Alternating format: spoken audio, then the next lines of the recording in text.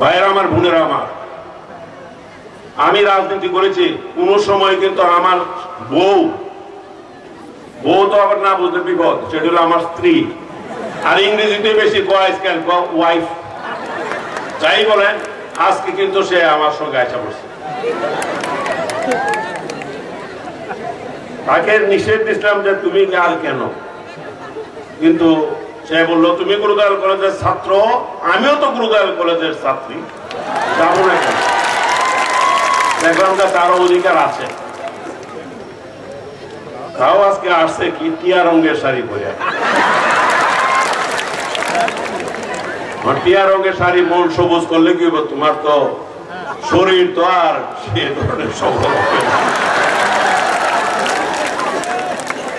আমার মনে হয় এই দীর্ঘ রাজনীতি 61 সালে কৃষক শুরু করেছি, বিয়া কাজটাও আমি 64 সালে করেছিলাম, অর্থাৎ আজ থেকে 54 বছর আগে। রাজনীতি আমি ছাত্রলীগ করার সময় তখন কোন ছাত্রী রাজনীতিতে আসতো না, ছাত্রলীগ করার জন্য আসতো না। তখন কি করব, মানে সবে ধর নিম্নমণি ঘরে একটা তো আছে, সেই ছাত্রী, তাকেই ছাত্রলীগ বানাইলাম। আবার আওয়ামী লীগে যখন মহিলারা আসে না, তখন তারে দিয়ে শুরু করলাম যে তুমি শুরু করো, আছো। তাহলে দেখা দিয়ে কয়েক 5-7 জন আসে, এভাবে করেছে। কিন্তু মাঠে কোনোদিন তাকে রাজনীতি করতে আসার তার সুযোগ হয় না, আসে না। এই প্রথম কিশোরগঞ্জে একটা জনসভার সামনে আসা সে বসছে, এবং যেহেতু এটা গুরুদয়াল কলেজ মাঠে, সেই জন্য।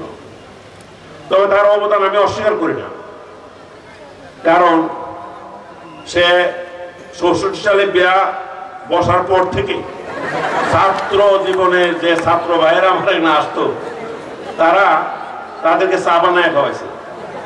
আর আওয়ামী লীগের সময় সে নিজেই চা বানায়, আর তখন তো এই গ্যাস ছিল না, লাকড়ির চুলা আর কিছু কেরাসিনের যে স্টোভ আছে, এই ধরনের দিয়া চা বানায় খাওয়াইছে।